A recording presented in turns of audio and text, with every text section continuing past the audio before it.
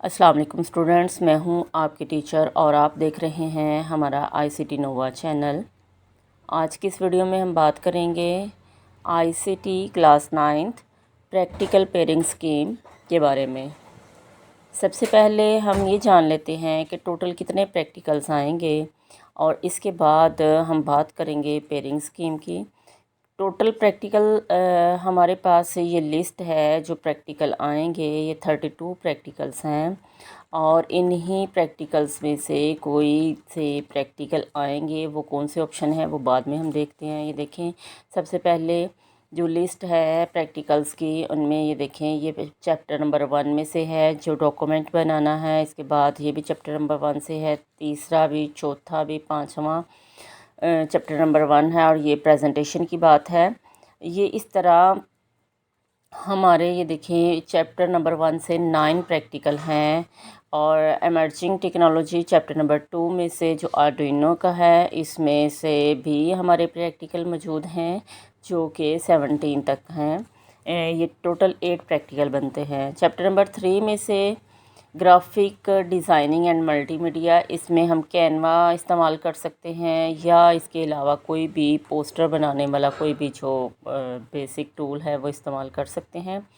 तो ये वाला तीसरा चैप्टर है, इसमें से हमारे 4 प्रैक्टिकल आएंगे। Web development and e commerce चौथा चैप्टर है जिसमें से हमारे 1 2 3 4 5 और 6 ये प्रैक्टिकल इसमें से 6 आएंगे। और 5वें चैप्टर में से प्रैक्टिकल आएंगे 5 और इसी की डिवीजन है जो सबसे पहले हमने पेयरिंग स्कीम की बात की। अब चलते हैं हम ज़रा पेयरिंग स्कीम की तरफ कि वो क्या है। ये वो इंस्ट्रक्शंस हैं जो कि पेपर सेट करने वाले को प्रोवाइड की जाती हैं और पेपर सेटर इन्हीं की बुनियाद पे पेपर को सेट करता है। वो अपनी मर्ज़ी से ऐसा नहीं कर सकता कि सारा पेपर पहले पोर्शन या आखिरी पोर्शन या अपनी मर्ज़ी से उसकी डिवीज़न कर ले।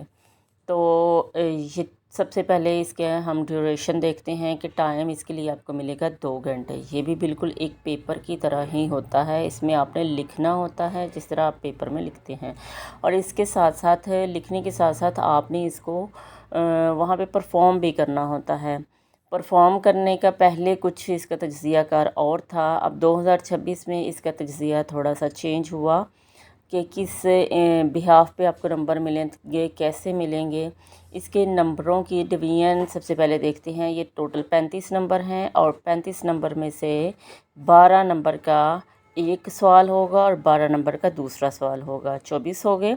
और उसके बाद प्रैक्टिकल नोटबुक के नंबर होंगे 6 और इसके बाद जो वाइवा होगा उसके नंबर होंगे 5। वाइवा क्या होता है? आपसे पूछे जाने वाले ज़बानी सवालात होते हैं जो कि इन्हीं प्रैक्टिकल्स में से होंगे या आपकी ICT जो बुक है जो आपने पढ़ी है उसमें से होंगे। वो कुछ भी पूछ सकते हैं। आप डॉक्यूमेंट कैसे बना सकते हैं, डॉक्यूमेंट के बारे में आप क्या जानते हैं, या डॉक्यूमेंट को हम किस तरह सेव कर सकते हैं, कौन सी एक्सटेंशन के साथ, इस तरह के कुछ सवालात वो पूछ सकते हैं।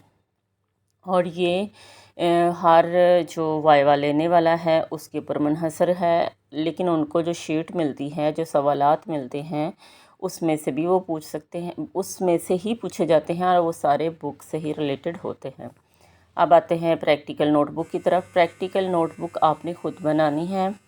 आई होप कि आपने परचेज़ कर ली होगी। आज जबकि ये मैं वीडियो रिकॉर्ड कर रही हूँ तो ICT का पेपर आज हो चुका है, तो उसके बाद ये वीडियो रिकॉर्ड की जा रही है। इसका मकसद, इतनी लेट इसको रिकॉर्ड करने का मकसद ये है कि इससे पहले यही कंफर्म नहीं था प्रैक्टिकल उर्दू में, वो पेपर उर्दू में आएगा या इंग्लिश में आएगा या दोनों ज़बानों में आएगा। तो अब पेपर दोनों ज़बानों में आ चुका है। बच्चों के लिए बहुत आसानी है।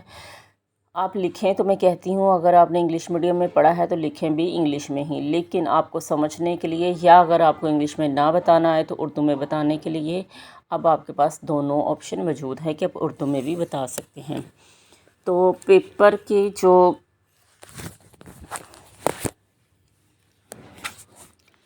यहाँ पे हम बात करते हैं कि जो प्रैक्टिकल नंबर 1, क्वेश्चन नंबर 1 आएगा, एक 12 नंबर का होगा और क्वेश्चन नंबर 2 आएगा जो कि 12 नंबर का होगा। इसमें ये डिवीज़न कैसे होगी? या तो आएगा एक प्रैक्टिकल आपका आएगा 1 to 9 यानी कि पहले चैप्टर में से, और एक प्रैक्टिकल आएगा 10 to 21। अब 10 to 21 जो है ये दूसरा और कुछ दूसरा ही चैप्टर है, सॉरी ये दूसरा चैप्टर है। तो आपको जो इन दोनों चैप्टर में से आसान लगता है आपके लिए, ये करें तो वैसे सारे ही, लेकिन जो भी आपको आसान लगता है आप उसको अटेम्प्ट कर लें। फ़र्ज़ करें कि बच्चों को आर्डिनो के किट्स नहीं प्रोवाइड की गई, तो इसके अकॉर्डिंग बच्चों को वो परफॉर्म करना थोड़ा मुश्किल हो सकता है। और कुछ जगह पे तो टीचर्स ने ख़ुद ही परचेज़ करके, जैसे कि मैंने भी ख़ुद परचेज़ करके अपने बच्चों को इसके बारे में बताया है। इसके बाद है क्वेश्चन नंबर 2।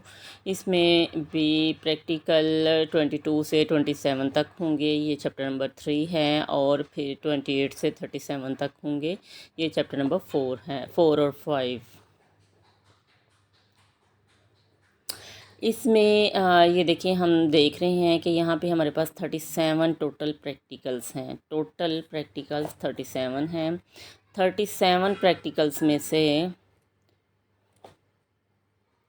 ये देखिए हमारे पास ये 37 प्रैक्टिकल्स हैं। इसमें से ये छठा और पांचवा चैप्टर ये देखें 27 में से यहाँ से स्टार्ट हो रहा था। तो यहाँ पे सिस्टम ट्रबल शूटिंग जो है ये है तो बहुत ही आसान है ये वाला चैप्टर, प्रैक्टिकल के हवाले से, परफॉर्म करके दिखाने के हवाले से। लेकिन ये 2 चैप्टर हैं जिनसे हम दूसरा ऑप्शन कर रहे हैं क्वेश्चन नंबर 2 का। ये देखें यहाँ पे हमारे पास ये 2 चैप्टर हैं, ये वाला ऑप्शन, अगर आप 2 चैप्टर छोड़ना चाहें तो आप ये वाला ऑप्शन छोड़ सकते हैं। और फिर यहाँ पे तो बहुत कम प्रैक्टिकल्स हैं, 22 से 27 तक हैं, तो आप यहाँ पे ये वाले कर सकते हैं। तो देखें यहाँ से ये क्वेश्चन नंबर 1 स्टार्ट हो रहा है, और क्वेश्चन नंबर 1 यहाँ से स्टार्ट हो के यहाँ से इसका क्वेश्चन नंबर 1 का ऑप्शन जो पहला है वो ये यहाँ तक है, जबकि क्वेश्चन नंबर 1 सारा यहाँ तक मौजूद है।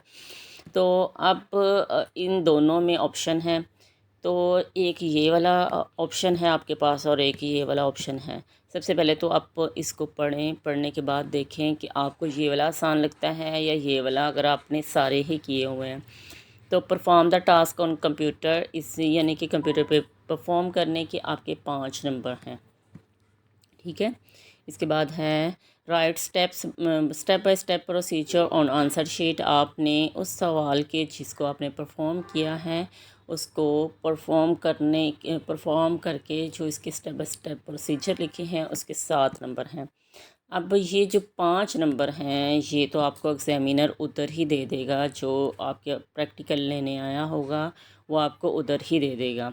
जो आपके वाइवा के नंबर हैं वो अब भी आपको उधर ही मिल जाएंगे, और जो आपके उसके नंबर हैं प्रैक्टिकल नोटबुक के वो भी आपको एग्ज़ामिनर ही देगा। लेकिन ये जो 7 नंबर हैं ये 7 नंबर का आपका पेपर के ऊपर आप परफॉर्म करेंगे, और ये पेपर बोर्ड में जाएगा। जिस तरह आपके बाकी पेपर चेक हुए हैं ये भी पेपर आपका चेक होगा, और ये कोई और चेक करेगा, और ये पेपर के नंबर फिर इसके साथ शामिल होंगे, और इसी तरह ये शामिल होके इकट्ठे होके जब आपका रिज़ल्ट आएगा तो तब ये सारे नंबर आपको तब ही पता चलेंगे। लेकिन पहले ये होता था कि 30 नंबर का अगर प्रैक्टिकल है, मोस्टली 30 नंबर का होता था, तो 30 नंबर के 30 नंबर ही जो एग्ज़ामिनर प्रैक्टिकल लेने आया होता था वो ही देता था, और सारे का सारा इन्हसार इन नंबरों का प्रैक्टिकल जो लेने आता था उसके हाथ में होता था। लेकिन अब इस दफ़ा बोर्ड ने अपना रूल चेंज कर दिया है। पहले कुछ सिफारिशी नंबर भी मिल जाते थे बच्चों, इस दफ़ा सिफारिशी नंबर बिल्कुल नहीं मिलेंगे, क्योंकि अगर फ़र्ज़ करें बच्चे ने यहाँ पे 7 नंबर वाले में इतना अच्छा परफॉर्म नहीं किया तो ये भी 5 नंबर उसको नहीं दे सकते बहुत अच्छी तरह। ये 5 नंबर सिर्फ उनको ही मिलेंगे जो 7 नंबर वाला भी बहुत अच्छे तरीके से परफॉर्म करेगा। ये मैं आपको अगली तमाम वीडियोस में बताऊंगी कि आपने किस तरह परफॉर्म करना है। एक एक प्रैक्टिकल को लूँगी और वो सारा आपको एक्सप्लेन करवाऊंगी। उसमें मैं आपको बाकायदा लिख के दिखाऊंगी किस तरह आपने लिखना है प्रैक्टिकल नोटबुक पे। तो अगर आप मेरे चैनल पे नए हैं तो चैनल को सब्सक्राइब कर लें। इसी तरह ये क्वेश्चन नंबर 2 होगा। क्वेश्चन नंबर 2 में भी बिल्कुल इसी तरह नंबर्स की डिवीज़न होगी, जैसे कि इसमें पहला ऑप्शन है पहले हम पहले का दूसरा ऑप्शन पढ़ते हैं कि पहले सवाल में कंस्ट्रक्शन आ सिंपल एलईडी, इसमें हमने एलईडी जो लाइट होती है छोटी सी लाइट, उसको हमने बैटरी के इस्तेमाल के साथ स्विच और रजिस्टर के इस्तेमाल के साथ हमने उसको ऑन करना है। तो इसमें हमने करके क्या दिखाना है, यही वाला सारा काम कि एक हमारे पास होने चाहिए एलईडी होना चाहिए, ब्रेडबोर्ड होना चाहिए, बैटरी होनी चाहिए, स्विच होना चाहिए, रजिस्टर होना चाहिए और फिर सर्किट भी हमारे पास होना चाहिए और फिर हमें इसके बारे में कोडिंग भी आनी चाहिए और ये परफॉर्म करने के लिए सारा कुछ। और इस तरह हम इन कोड को किस तरह स्टेप बाय स्टेप लिखते हैं ये मैं अभी आपको चेक करवाती हूँ। ये देखिए मैंने एक किया हुआ है थोड़ा सा प्रैक्टिकल नंबर 1। जैसे कि प्रैक्टिकल नंबर 1 में अगर आता है डॉक्यूमेंट बनाना, पहला प्रैक्टिकल है हमारे पास डॉक्यूमेंट बनाना, टेक्स्ट लिखना, फ़ॉन्ट स्टाइल और उसको बोल्ड इटैलिक करना और फिर साइज़ और फिर और उसकी अलाइनमेंट के बारे में ये नहीं बताया कि आपने लेफ़्ट करनी है सेंटर करनी है, लेकिन अलाइनमेंट के बारे में आपको आना चाहिए। इसकी 4 अलाइनमेंट्स होती हैं और फाइल को सही नाम के साथ आपने किस तरह सेव करना है। तो ये ज़रा मैं आपको फोकस मोड पे ला के दिखाती हूँ। तो ये देखें,